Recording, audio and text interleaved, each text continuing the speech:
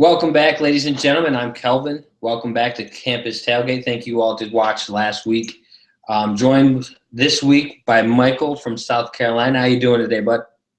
Totally surviving Hurricane Hermione. I don't care what the Weather Channel calls it. That's Hurricane Hermione. I'm not scared of a Harry Potter hurricane.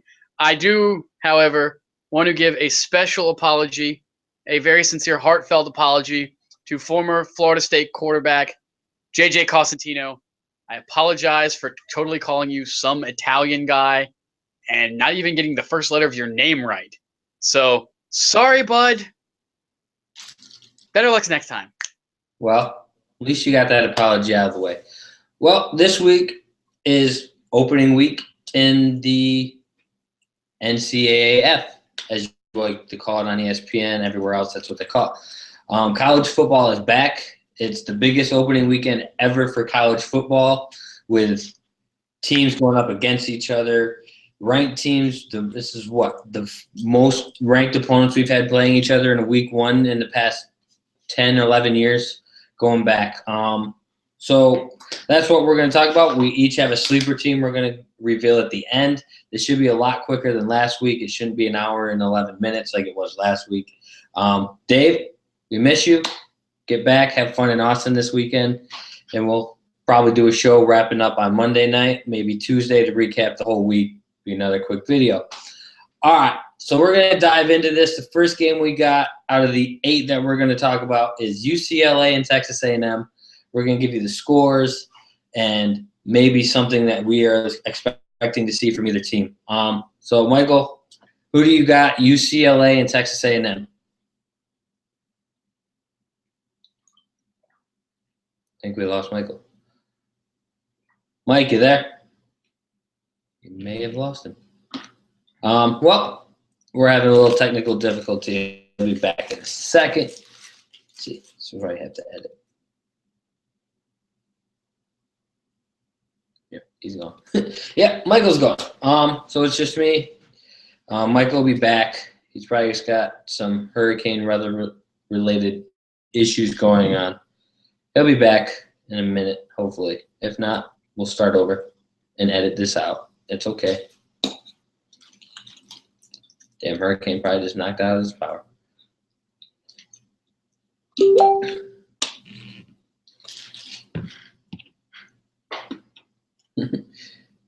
Yep, he just texted me he's lost his power. He'll be back in a second.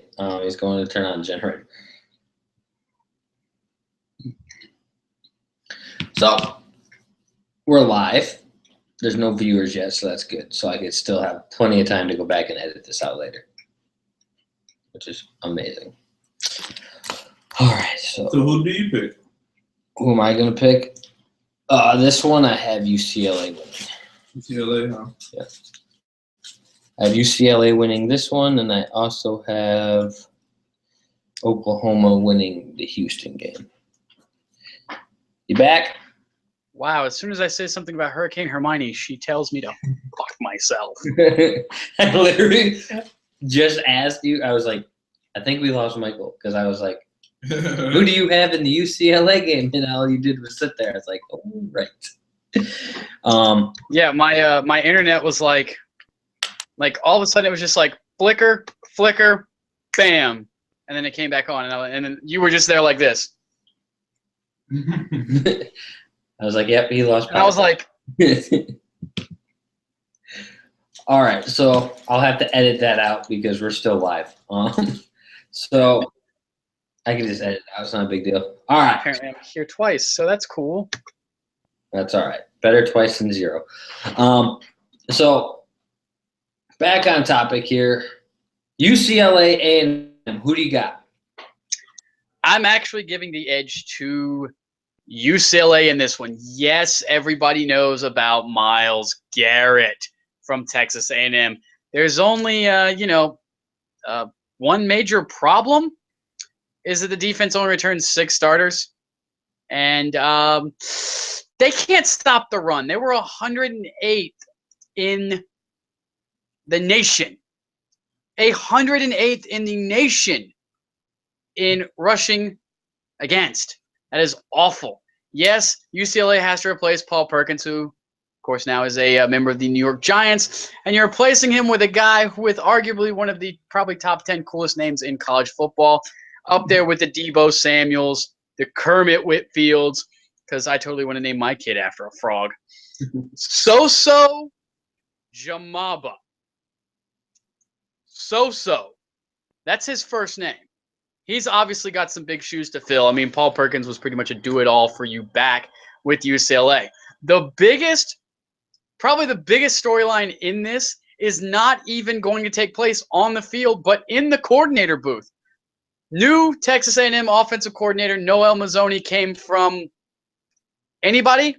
Bueller, UCLA, where he led UCLA to 28th position in total offense. Of course, led at the helm by Drew Rosen. Now, to UCLA, they only have 4 returning starters on offense. 2 of them are on the offensive line. Luckily, it is on Josh Rosen's blind side, with Connor McDermott and a guy by the name of Kenny Lacy at left guard, big stalwarts. 8 returning starters on defense, which is nice. They were the number 1 defense in the Pac-12 against the pass. That was 36th in the country, which is good going up against the Trevor Knight-led offense. And an offense that pretty much UCLA knows by heart because, well, hey, they ran it last year. There's just, too much talent on this UCLA side. Even though they're not that big defensively, they did give up 3 300-yard rushing games last season. It's a very talented team, yes. There's going to be a lot of pressure on Josh Rosen. It is his sophomore season. Of course, we have the infamous sophomore slump. Is he going to be able to take the next step in the maturation of a young quarterback and say, yes, I can lead a team of pretty much inexperienced nobodies on offense and make them just as good as the team last year? If he does, I will already pencil him in as the number 1 player drafted in the 2018 NFL draft. Yes, I agree with your pick. I also have UCLA winning this game. I'm a huge breakdown type of person when it comes to picking games. I go by the numbers. The numbers don't favor UCLA going into College Station winning the game. Typically, I go with the numbers, but today I am going against that, and the match predictor is 39.4% favoring UCLA. I mean, not favoring UCLA to 60.6 favoring A&M. That's line number 1. That's Power Football Index. If you guys want to look it up, it's on ESPN. Also, the line for this game is only at -3. So that's a toss-up. That's a field goal here and there. We saw last night against Appalachian State missing 2 huge field goals in that game, an extra point plus a field goal. That game doesn't go to overtime. Tennessee is a different story and possibly done in the SEC after week 1. All the hype on Tennessee, that happens. So 3 points is nothing. The over-under is 54. I believe more points will be scored. So if you want to go out and bet on that game being over 54 points scored, go ahead, go for it. You got my bet going that there's going to be at least 60 points scored. I think Vegas is being a little low in that stat. I think there's going to be over 60. I think this is going to be a high-scoring game, but I like UCLA to win it 42-38. I think that they beat the spread. So there's your 60 points. There's 70-something points right there alone. And I see what you're saying with that, Kelvin, especially since, you have 4 of the 6 offensive starters for Texas A&M are their top wide receivers, including Ricky Seals-Jones and Speedy Noel. You've got Trevor Knight coming in, who I don't know if, our viewers remember, but Trevor Knight was the orchestrator of the Alabama game that Oklahoma played, came into the Sugar Bowl, beat Alabama. Not something that a lot of people have done in, the Nick Saban era, and they were able to do it. It's just a case of, can Texas A&M put all these great pieces that they have on offense together, an offense that wasn't really that great, especially in protecting the football, 102nd nationally in protecting the football and 13th in the conference. The only team that couldn't protect the football worse than Texas A&M, Vanderbilt. And we saw that obviously Vanderbilt did not do anything to try to steer that ship in the right direction after last night's game against the lowly South Carolina team. But I kind of feel like that it's going to be a little bit lower scoring game because of the fact that, these pieces haven't been able to gel properly under Mazzoni's new offense. I actually don't think that they'll cover the over-under. I'm actually going under with a 52 points combined, 35-27 UCLA. 35-27? That's still over because the over-under is 54. So that's still technically. Combined is 52, isn't it? 54. 62. Combined 62. Math. So, What's math these days? Yeah, that is true. But all right, so that's our predictions for this week. Nothing's wrong. On UCLA A&M, we both agree. So let's move on to LSU Wisconsin. This game is playing in a neutral field. Well, kind of neutral, but more or less up in Lambeau, so it's still technically Wisconsin, but it's not the Badgers' home stadium. What do you got going into this one? 2 words. Leonard Fournette. Enough said. I mean, literally, the guy is a man amongst little boys when it comes to – this guy's thighs are like they're huge. I mean, did you see the stuff that he did in his freshman season against Texas A&M? I mean, he just barreled through people. Now, granted, another matchup where, to me, the biggest thing story-wise is not on the field, it's in the coordinator's box. Wisconsin and LSU both new defensive coordinators. Some guy named Dave Arenado comes into LSU. Where is he coming from? Wisconsin. You can't really make this stuff up. It's just too great for TV. The linebacking core for LSU is weak. Obviously, in the new 3-4 system, it's the first time a 3-4 system has ever been ran under Les Miles. You need strong linebacking core. You need depth at linebacker. It's something that LSU does not have yet. Could it potentially bite them in the butt? Probably not, considering you have 18 starters. This is a very, very solid, very veteran LSU team, something that we haven't seen a lot of in the past, a little bit of a retooling every, so often in certain spots. But this year it is literally almost a complete LSU team. It's going to pose some problems for Wisconsin, who sadly are retooling. New defensive coordinator Justin Wilcox comes over from Southern Cal. You only have 5 starters returning. A defense that was second in the country is probably going to decrease. I wouldn't even put them probably in the top 40 with all the pieces that they lost. They only averaged 70, probably not even. They were like in the top 80 in production on offense. They were not a team that relies heavily on their offense. They never really have been. That's usual old school Big Ten football, ground and pound, solid defense. Wisconsin still does it that way. And it's not going to get any easier for them. They ended their streak of 11 straight seasons with a 1,000-yard rusher, going all the way back to 2004. It stopped. It's going to continue. There's not a lot of experience on this of the 6 returning starters. It's not looking good for Wisconsin. You start off in Lambeau against a highly touted LSU team. I don't really expect this one to be close at all. Maybe within the first quarter, it may be close, but I expect LSU, the talent of LSU, to show. I expect them to run away with it to the tune of 38-10. It's kind of going to be kind of like the Alabama game last season. Of course, Alabama and Wisconsin met in a neutral field. Again, a defense that was second in the country gave up 35 points to Alabama. Kind of along the same lines. It's an SEC powerhouse. 38-10 LSU. The Lambeau crowd goes home disappointed until the next weekend when the Packers play. Then all will be right in the world again. That it will. I also have LSU in this game. The numbers say that it's LSU all the way, 86.4 Power Football Index. They're minus 11 to win the game. They're only predicted to win by 11. I see that being even higher. I don't see Wisconsin being able to do anything with Fournette on that offense. or that offense, period.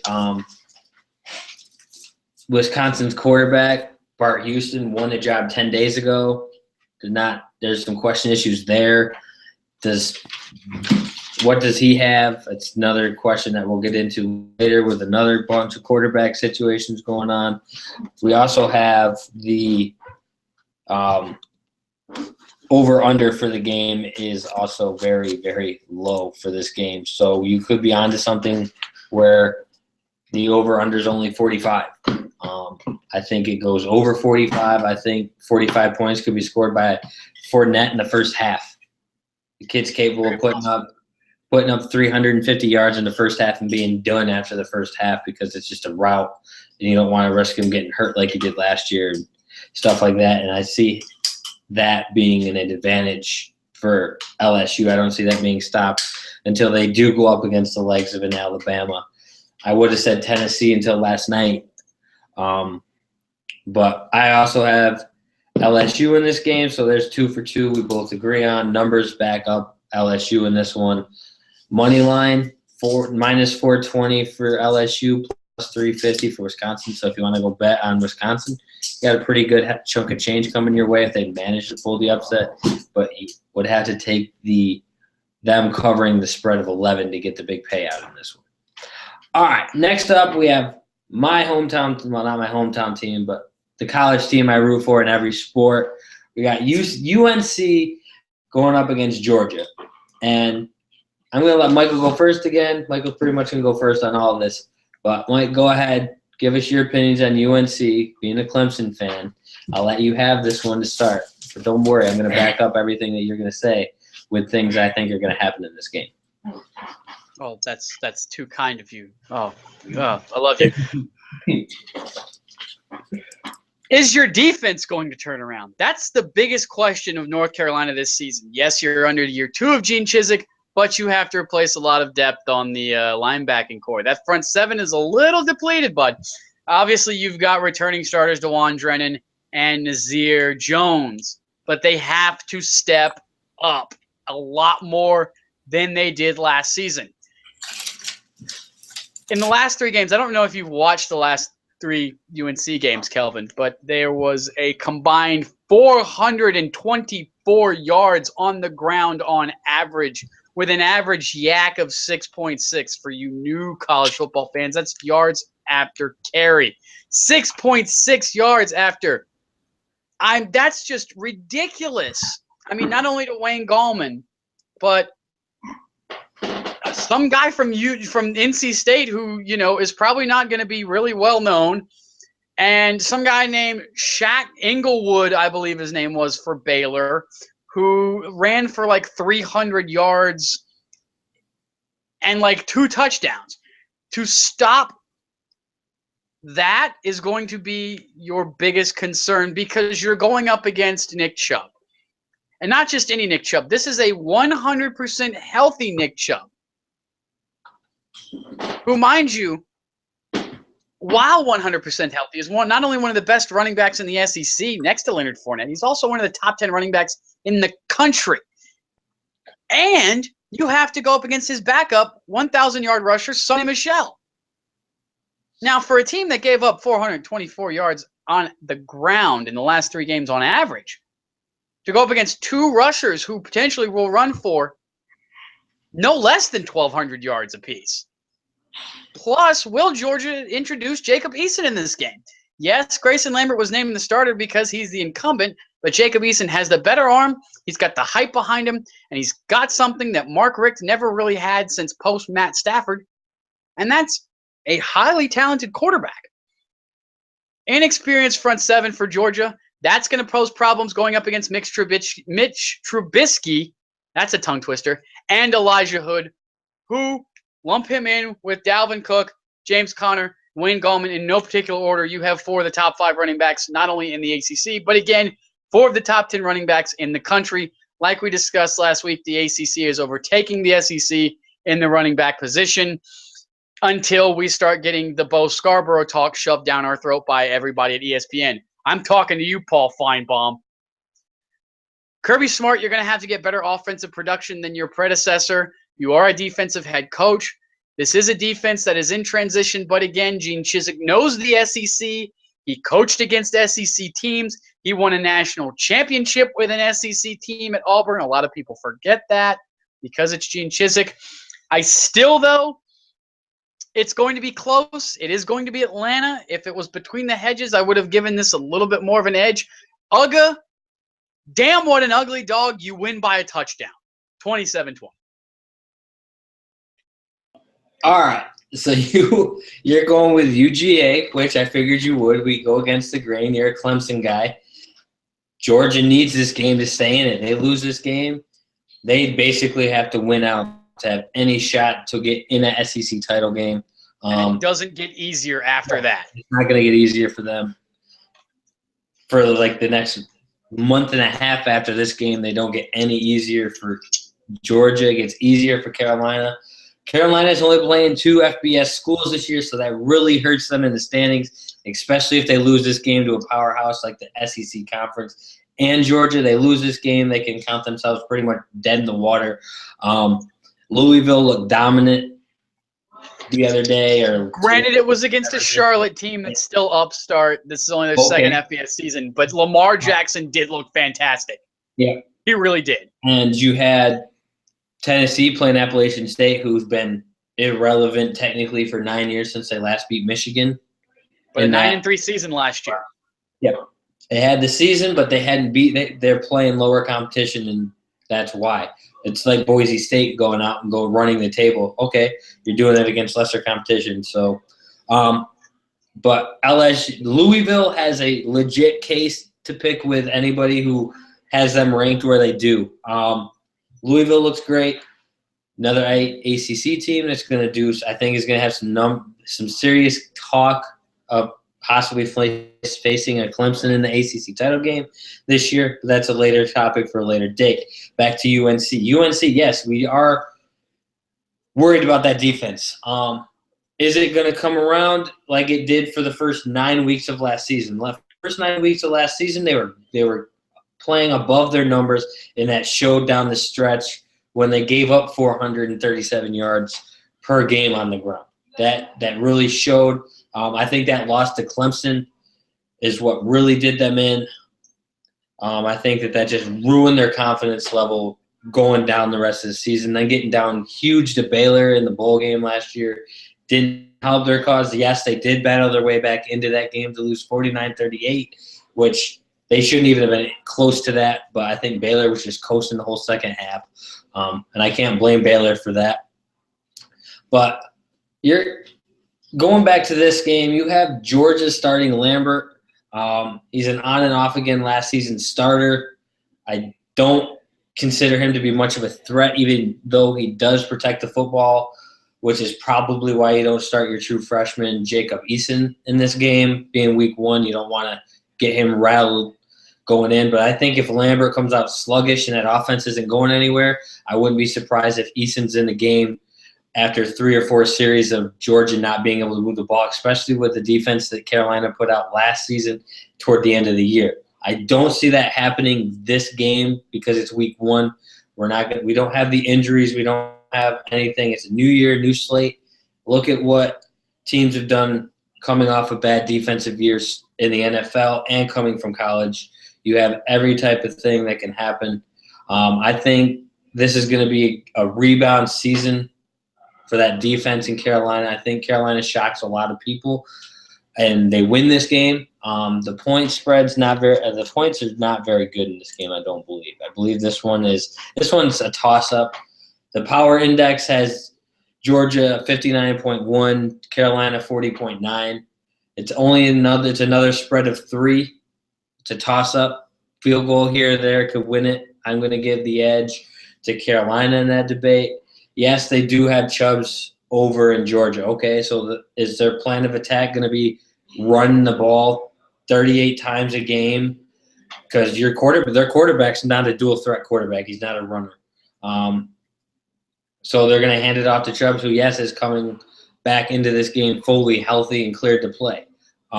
His first game action back, I don't know if he's going to be necessarily the most explosive that he's going to be later on down the season. I think he gets his numbers. He puts up 150, 160 probably in the game. But I just don't see that offense having enough power to beat the Carolina's offensive power. I think Elijah Hood can match Chubb's stat line. If he comes close to that stat line, Carolina wins this game by a touchdown. So I'm going the opposite of you. You have Georgia by 7. I have Carolina by at least 7 going into this one. So Carolina, don't let me down. Win this one because you only have one more FBS school to face after this year. So you basically have to run the table to have any conversation talk of making it to the Final Four this year.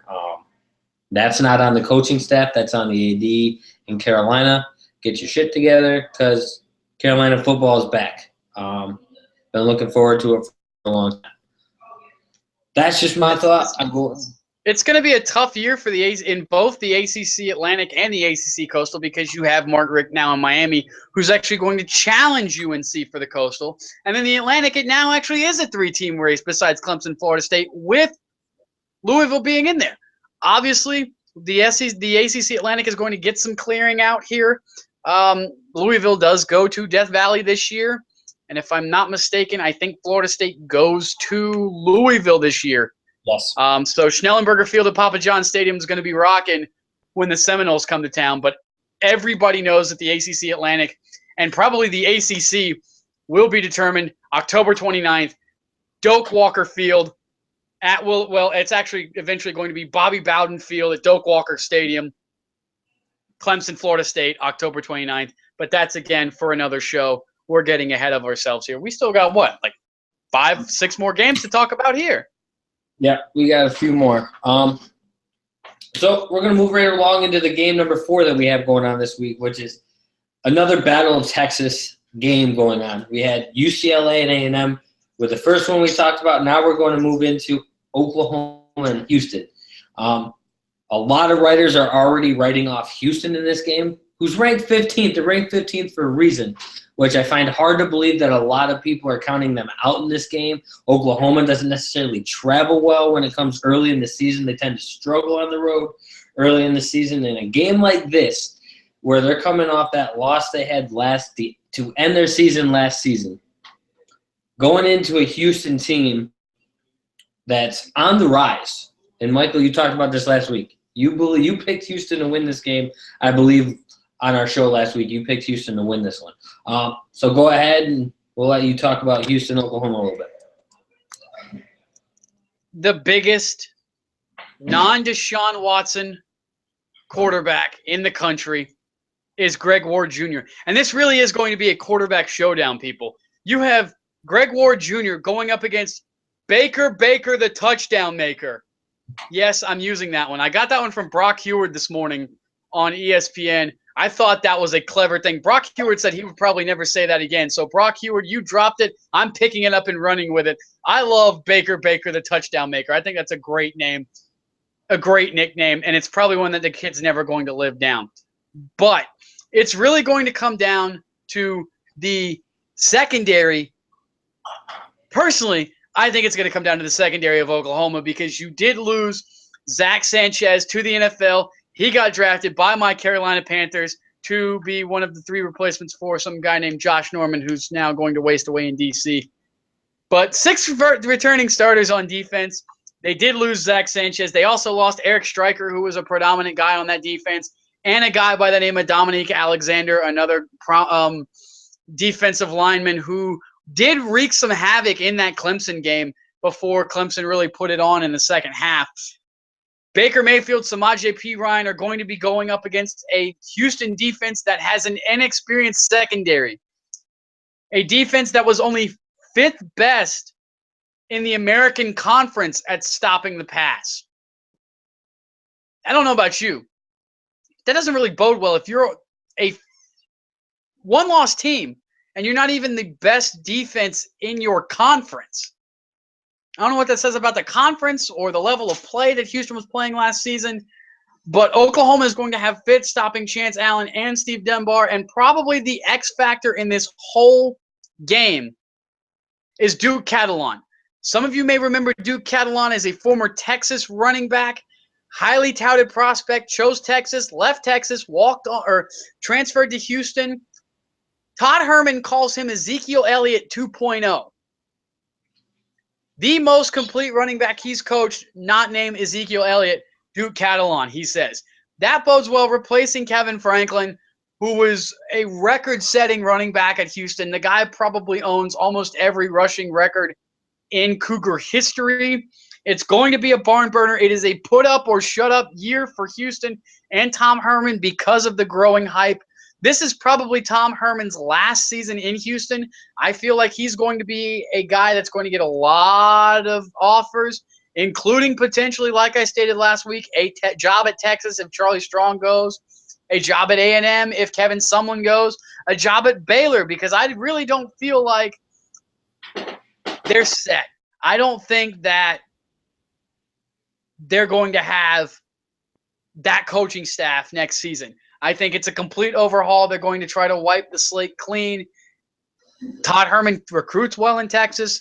He recruits well in Houston.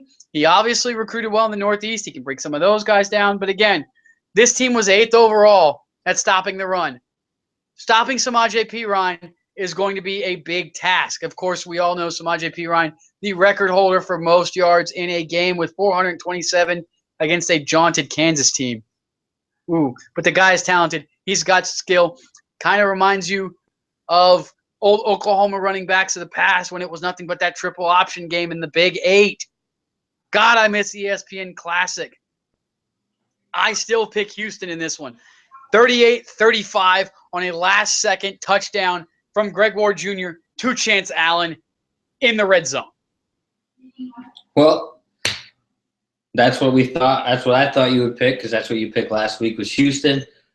I, on the other hand, have gone the other way again because if you watched last week's show, I said there's only going to be one Texas team that wins in Texas this week, and we're going to get into that game a little bit later on today. And I picked it last week. I got to stick with it this week. So I have Oklahoma proving everybody right. This is going to be a barn burner. This isn't going to be a blowout by any means, I don't think.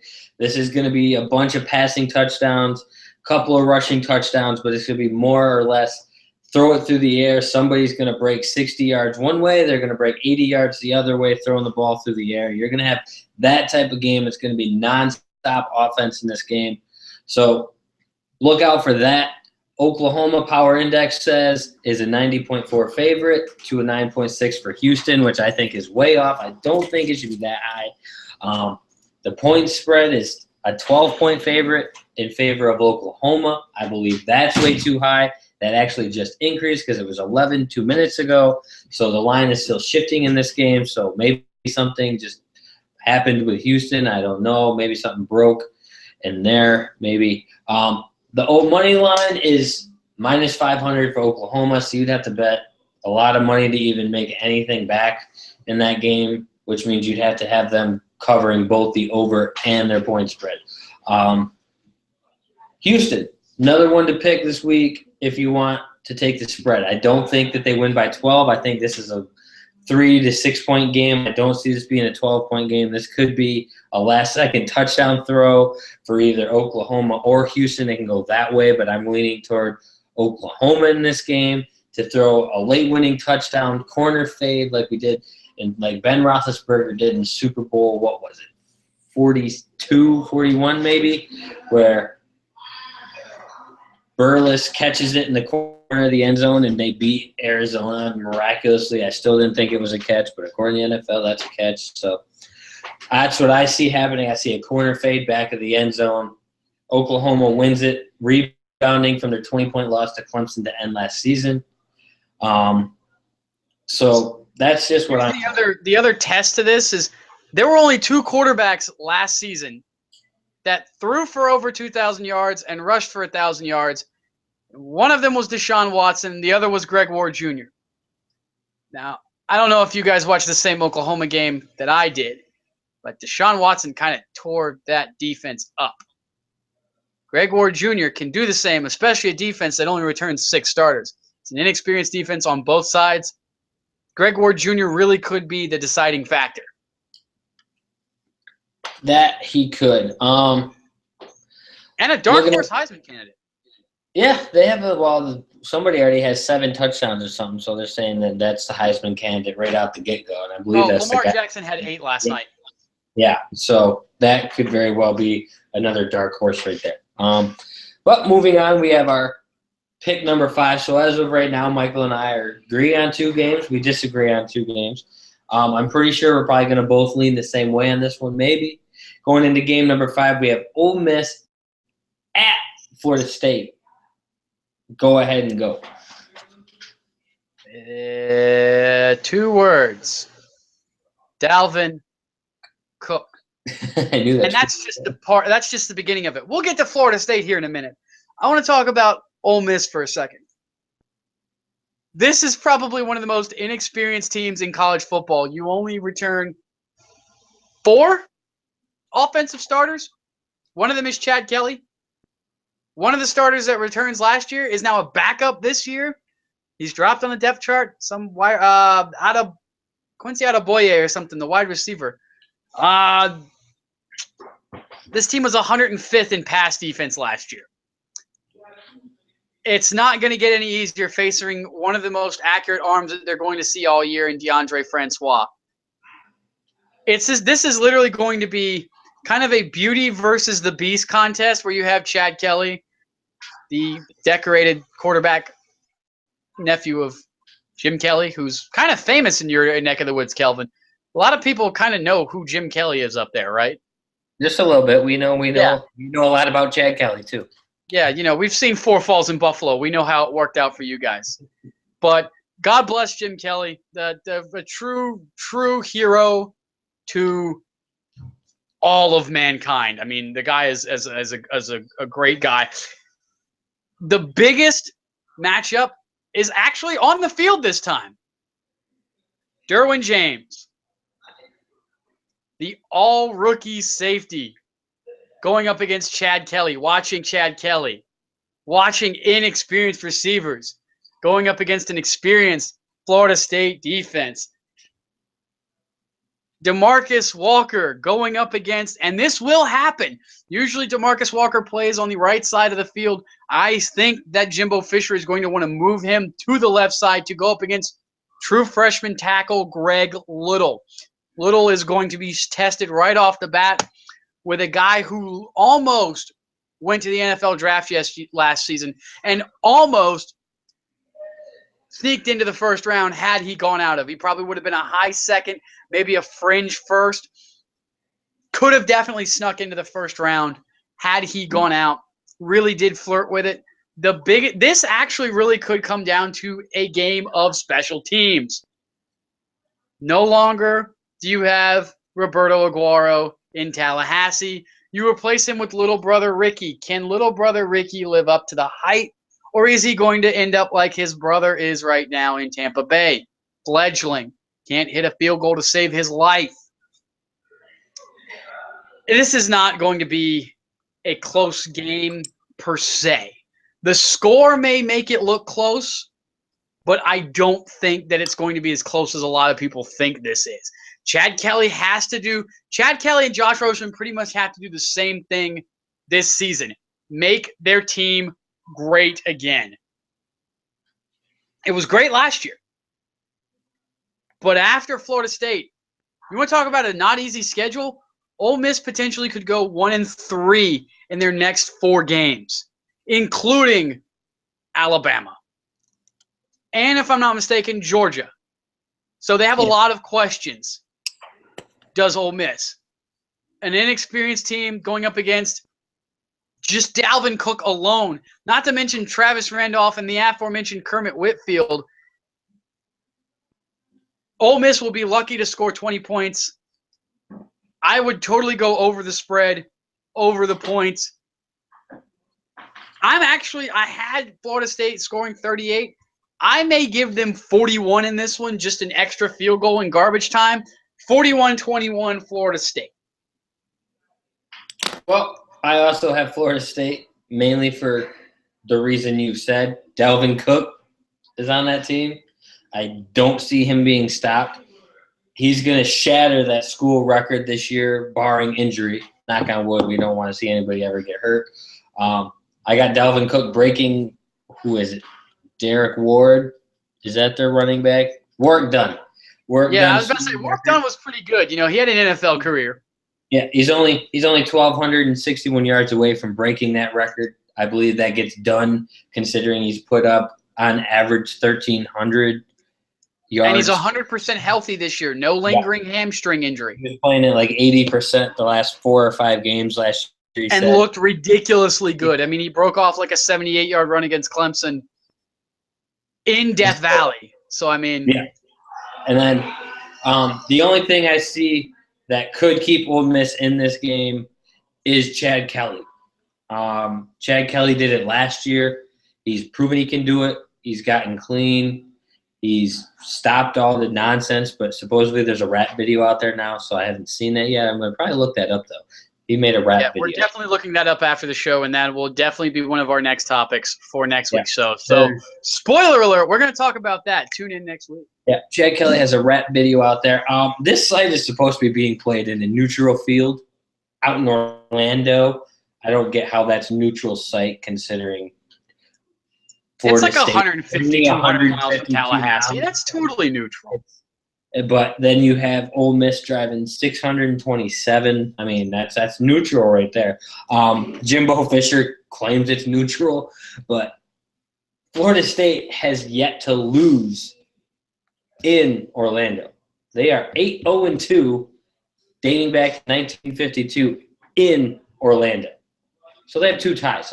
This tie must have been back in like the 50s when ties were still allowed in college football before they started playing from the 25-yard line and score. You got to keep going and all this fancy dancy stuff. But let's see what your point spreads here are, because I really am looking at it. Florida State is favored to win this by the power index 70.5% of the time, to Mississippi being 29.5% of the time. Numbers back us up. This is where our numbers get a little mixed up. They say it's only a 6-point favorite for Florida State. I think it could be that close if Chad Kelly has another game like he did against Alabama. That's how they're going to stay in this game. He has to play like that. I don't know if he will per se, especially returning 4 starters on that offense and one of them being benched. There's something wrong with that. Another reason Chad Kelly could keep this team in the game, he's a highly touted quarterback now by the NFL draft index, which means he's developed the way they thought he would. He was just buried at Clemson. He was never going to get any playing time there, and he knew it, especially when he tore his ACL in a practice. What was it, the scrimmage game? He tore his ACL at Clemson, I believe it was, and was out for that year and lost a year. Then he transferred, so he had to sit out another year. And now he's at Ole Miss. He's starting quarterback. I wish him well. I'm glad he got his life on track, because that year after he tore his ACL and he was sitting out a year, he came out to Buffalo bars, was fighting people outside of bars, was charged, and then later dismissed in court. So I'm glad to see Chad Kelly get his life on track. Who knows? Maybe the Buffalo Bills go out and draft him and put him behind Tyrod Taylor next year, because they're going to need a quarterback. They need a backup quarterback at some point, because they don't believe EJ's the guy. But I think EJ's still got a talent somewhere. Another FSU project, just so you know. I think he's got something for somewhere. Buffalo just never gave him a legit chance at this job. They didn't really have the right QB quarterback situation going on for him. So over-under on this game is 58. I'm going with the over. I think FSU can put up easily 41, like you said, and then I see it just getting garbage time and Ole Miss getting back in it and it being like 41-30 just to cover the spread in that game. That's just because they're going to score a couple of touchdowns in garbage time. Chad Kelly will lead them down for a couple of garbage time touchdowns. Moving on, we got Notre Dame at Texas. As I stated last week, my prediction for the only team in the battle within 100 miles of each other this week, opening weekend, is Texas beating Notre Dame because of Notre Dame's scandal going on. They have 3 starters, if you haven't heard, that are in this huge controversy. Don't know if they're even going to play yet. Haven't been told if they are or not. The school has yet to determine, which you think would have happened by now, so it leads me to believe they're playing. So even with that, I'm picking Texas still. I have Texas having an upset. This is going to be the biggest upset. Yes, Chip Kelly, not Chip Kelly, Jesus. Brian Kelly is 22-0 against unranked opponents when ranked in the top 10. And yes, Notre Dame is ranked inside the top 10, and he's playing an unranked school in Texas. The game is in Texas. Power Index has Texas being favored in this game to win it. But the point spread is only like 3 for Notre Dame. So right now, I'm going with Texas in the biggest upset of the weekend. There will be a sleeper team. I'm not going to pick Texas as my sleeper team like I did last week, like I did this game, like I did the other game last week. I will have a new sleeper team for you coming up. But, Michael, go ahead. I know you want to rip this one apart like you always do. I find it funny that not only you, Mr. LaPierre, but apparently it seems like the pundits at ESPN also think that this is going to be an upset. Did they not see the spring game for Texas? I mean, it looked like you had a bunch of Pop Warner kids out there trying to throw a football, and you couldn't they couldn't even catch a cold out there. Like, they were dropping everything left and right to the point where Charlie Strong looked like Steve Spurrier on the sideline, throwing his hat down and everything, and the oh my gods were getting flown around.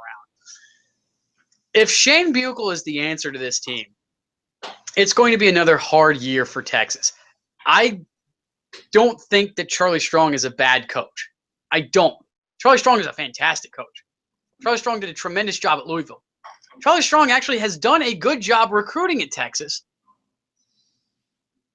But it just kind of hasn't really translated onto the field. You got a lot of sophomores on this team, though, on that excuse me, that was the DiGiorno. You got a lot of sophomores returning on this team, which could be good because it's not as an inexperienced team as it was last year. However, it was a team that did upset Oklahoma in the Red River rivalry. But you're going up against Deshaun Kaiser and Malik Zaire. Deshaun Kaiser, as I mentioned last week, is a name in Charlottesville, Virginia that's going to be thrown around and spat upon like Frank Beamer. The Will Fuller catch in the end zone on the fade route is going to go down in infamy in Virginia lore. It doesn't matter how many guys Notre Dame sits out. They could sit out all 3 of these guys. They'll still beat Texas. They'll probably beat Texas by at least 2 touchdowns. I'll be generous.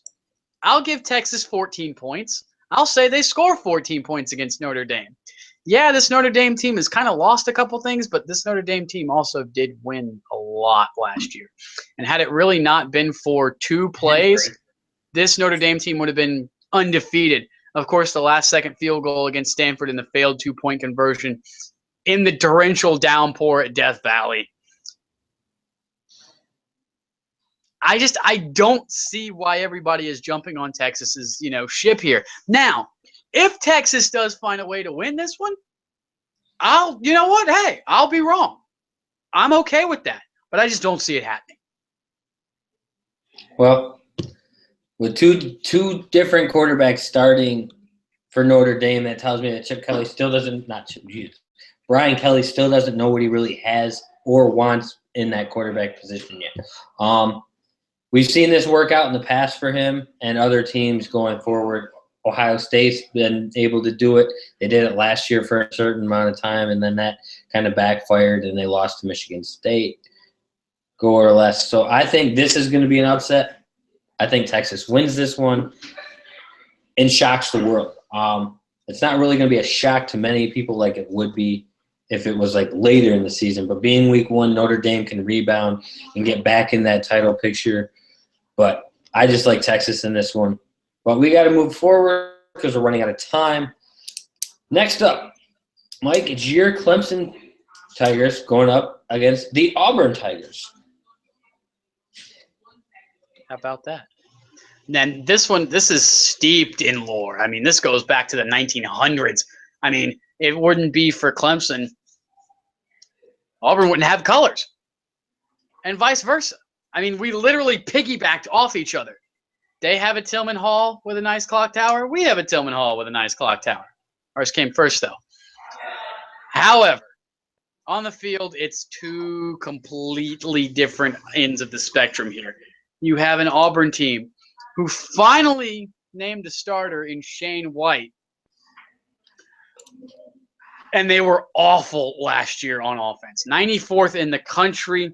You have 6 returning starters, but they're unproven at the wide receiving core. Shaun White's the quarterback for now. You have 2 other guys on there. You've got Josh Johnson on there, who is kind of more fitting for a Gus Malzahn offense because he can do the zone read. The biggest thing with Gus Malzahn coming out of Arkansas State was, did they make the right decision getting a big fish in a small pond to come to be a now big fish in a big pond like the SEC, almost a la Derek Dooley going to Tennessee from La Tech. Kind of along the same lines. It's kind of worked out for Gus Malzahn. He did get stalwarts on defense. You have a Montravius Adams. You have a Carl Lawson. Combined between the 2 5-star prospects last season, a whopping 2.5 sacks between them. Both of them are on the NFL radar because of how highly touted they were in high school. I mean, Carl Lawson coming out was the number 2 player in the country. In the country. And he is kind of wasting away on the Plains. This is their 3rd defensive coordinator in 3 years. Last year's defensive coordinator, Will Muschamp, led them to one of the worst defenses in the SEC, and then hightailed it to Columbia to become the head coach of South Carolina. And they replaced him with LSU's Kevin Steele, who used to be the defensive coordinator at, you guessed it, Clemson. For the 3rd time in this episode, I've mentioned a coordinator going to a new home playing his old team. And this doesn't really bode well for Kevin Steele, because this is the same Kevin Steele who led that Clemson Tigers team into the Orange Bowl against West Virginia and got carved up worse than a Thanksgiving turkey. Geno Smith just picked apart a Kevin Steele defense. Sadly, Kevin Steele is not a defensive coordinator in the NFL, so Geno Smith can't pick apart anybody. I digress, though. Love you, Geno. Mean it. The big question with Clemson is their defense. Only 4 returning starters. A lot of people went to the NFL. A lot of people went in the first 2 rounds. 9 guys were replaced last season, and they were a top 10 defense. That was 9 starters from a number 1 defense in the country replaced. Top 10 defense. It's another reloading project, but this time it's a little bit more of a reloading project, especially on the back end. You still have Cordero Tankersley back there. You now have Jadar Johnson, who steps into a permanent role. Rookie Travion Mullins could be playing alongside Cordero Tankersley, at the corner position, but it all starts up front in the front 7. You still have Ben Boulware in the middle linebacker spot. You have Christian Wilkinson, who will be the X factor in this game, along with rookie Dexter Lawrence. This kid, Dexter Lawrence, is going to be a man in a very short time. The very, very veteran offensive line for Clemson that is leading an offensive juggernaut. I don't even have to talk about the offense in this game, because everybody knows about Deshaun Watson. Everybody knows about Wayne Gallman and wide receiver U. I mean, I could go a whole page worth of wide receivers, including Mike Williams, who's coming back after missing the entire season, with the exception of 1 drive with a horrific neck injury against Wofford. If Auburn has any chance of winning this game, which they don't, but if they have any chance, it's going to take a flawless performance from Shaun White. Eventually, this Clemson defense will come to form. But he's going to be pressured from Wilkinson, from Dexter Lawrence, even from Ben Boulware coming up the middle. Ben Boulware had 4 sacks last season from the middle linebacker position. It's not going to be pretty in the Plains. Expect a rout. Expect it early. Clemson puts up 45. Auburn sniffs the end zone maybe twice. 45-17. The real Tigers roll on their way to face Troy the following week. Well, I agree with that. ESPN Power Index agrees 70% of the time that Clemson would win this game. I think that number should be a little bit higher considering that Auburn hasn't really done much since Cam Newton was there. And then you also have the fact that Clemson is the returning ACC champion, and they're there for a reason. Yes, they're starting a new quarterback. Yes, they're doing all this other stuff too. They only return so many starters, but they still have that running back. They still have their new starting quarterback who looks fairly good in his spring game. He looked decent. The over-under is 63, so your 63 is covered in your score prediction. But the spread is what's got me a little worried about this.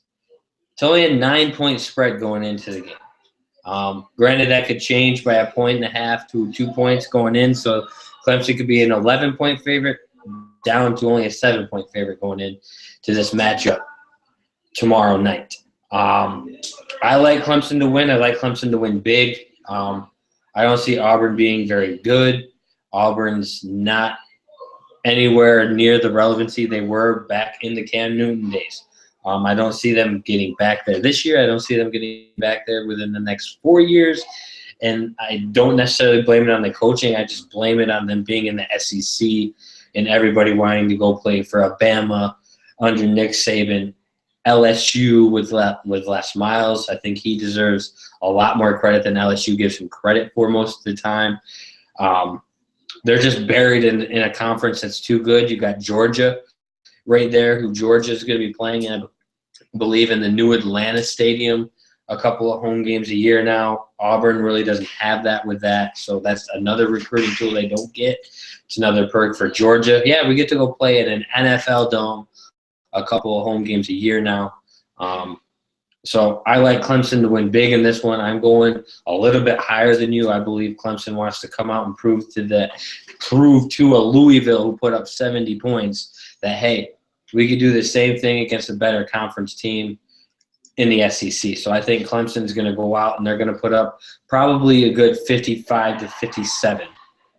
57. Okay with that. 57. And I mean, this is a weird year for Gus Malzahn because he's got a weak team. The noises are, they're starting to get the rumblings are getting a little hotter. You potentially stumble out of the block 1-3. You lose to Clemson. You beat your rival, your former home in Arkansas State. You take on your former Red Wolves, and then you roll with Texas A&M and LSU back to back.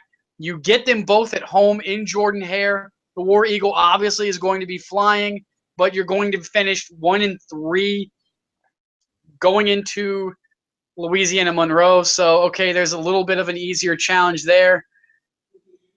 And then you travel to Starkville. You come back home to take on Arkansas. And then you go to Oxford to face Ole Miss. Towards the end, you take on Vanderbilt, which probably could be a win. You lose to Georgia between the hedges. And then you play Alabama A&M before you go to Tuscaloosa and get slaughtered. So 4-8, 5-7 in that range, potentially 6-6 if you're lucky. Still not going to be good enough to save your job. Gus Malzahn's going to be looking for another job somewhere else. And it might do him some good to get out of the SEC because Gus Malzahn really is a really good recruiter.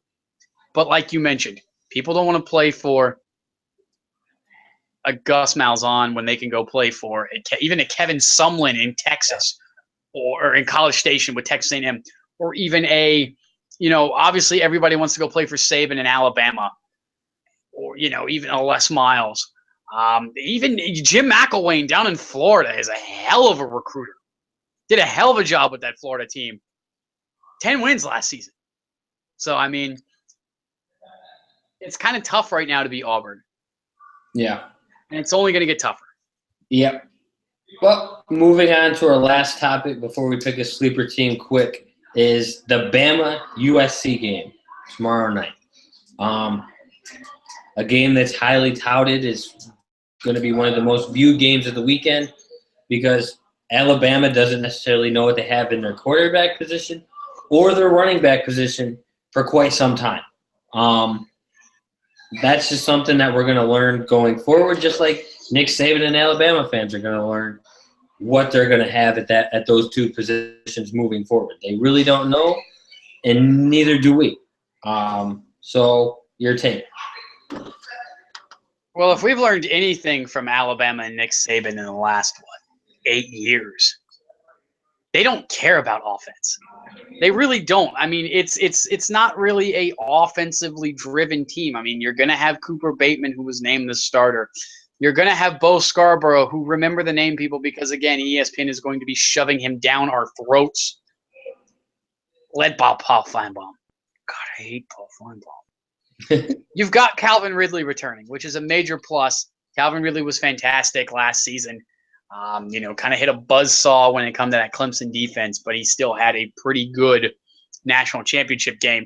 But they live by the defense. They die by the defense. You have Reuben Foster coming in now, replacing Reggie Ragland. A stalwart leader is Reuben Foster. Jonathan Allen, 12 sacks last season. That's pretty good. I mean, that's a pretty good number. 12 sacks is, pretty solid. But again, Mika Fitzpatrick, deep backfield. Alabama's probably not going to have any trouble on defense. Offensively, they might struggle a little bit, but again, it's a Saban-led team. It's going to be led by defense. You do replace Kirby Smart. Still not going to be a problem. However, they haven't seen a wide receiver like Juju Smith-Schuster. That's going to be the matchup of the night, is Juju Smith-Schuster versus Mika Fitzpatrick all night long. I got a feeling it's not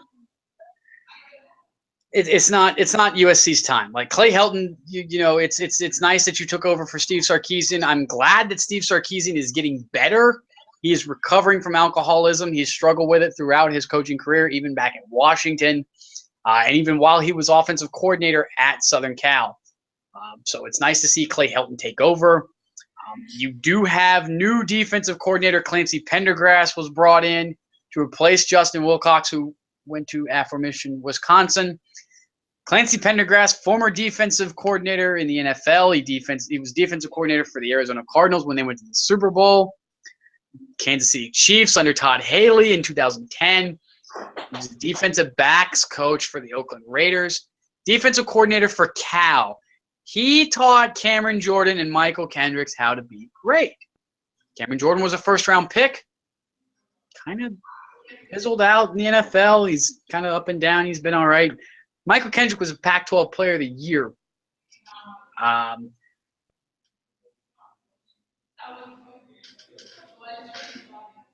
Oh, did we lose him again? Very plausible with hurricanes going through.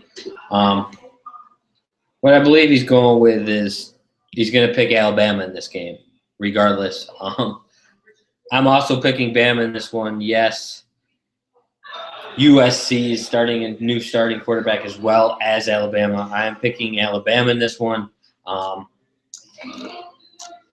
As stated before, Alabama's got their sights set on a new running back and a new quarterback. First time that's happened in Nick Saban coach era in a long time. I don't see Bama losing week one, even though if they did lose week one, their title shot's still not out of the picture being in the SEC. They could run the table in the SEC, get back to that title game, win that title game against whoever comes out, and be back in the Final Four. But for USC to lose this game, it pretty much takes them out of the title picture like it would in North Carolina. I look forward to this one, not nearly as much as I would for any other game, but I am looking forward to it, to say the least. Hopefully we can get Michael back and he can finish his thoughts on that. But we're running really short on time, so I'm going to get right into my sleeper pick team. That way, if he does come back, he can get into his after he finishes his statement. I'm going with Kansas State to this week. They actually play tonight. Actually, are playing right now against Stanford on Fox Sports 1. I like this Kansas State team to beat the Stanford Cardinals. That's my sleeper team. Michael, welcome back. I just jumped in. We'll let you finish the Bama talk that you were talking about. But I have the sleeper team of the week for me is Kansas State beating the number 8 Stanford Cardinals. It looks like a blowout on paper, but historically Stanford starts out pretty slow, and Kansas State's returning a lot more than people are expecting. Kansas State has shocked the world before. I just see Stanford not maintaining this run that they're on. I think that they lose this week, and that proves that the Pac-12 is a little bit weaker than we think. That's just what I'm going with. So, Michael, welcome back, and we'll let you go back with your Alabama USC pick. Well, I'd like to, again, give a shout-out to Hurricane Hermione. Anyways, I like I said, I don't expect Alabama giving USC much of anything. It's probably going to be along the lines of maybe 41-20. But again, this is Alabama. I mean, come on, you give Nick Saban all this time to prepare. What's he going to do? He's going to destroy you, especially if you stay in the pocket. Now, rolling on into the sleeper teams. Last year, I hopped on the Iowa bandwagon. I really liked Iowa. I really liked what they did. C.J. Beathard comes back this season, kind of like a Ben Roethlisberger 2.0, but I don't know if he's got as strong as an arm as Ben.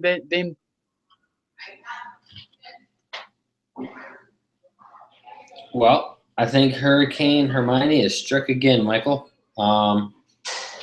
He's going with Iowa, which he told me he was going to do that earlier. He liked the Iowa bandwagon last year, just wasn't really out there talking about it much. But this year he's on it even bigger, so that's his sleeper team, I believe, for the whole season. Might not be, but this week I went with Kansas State. He went with Iowa. We'll be back next week. I got to get going. See you on Tuesday.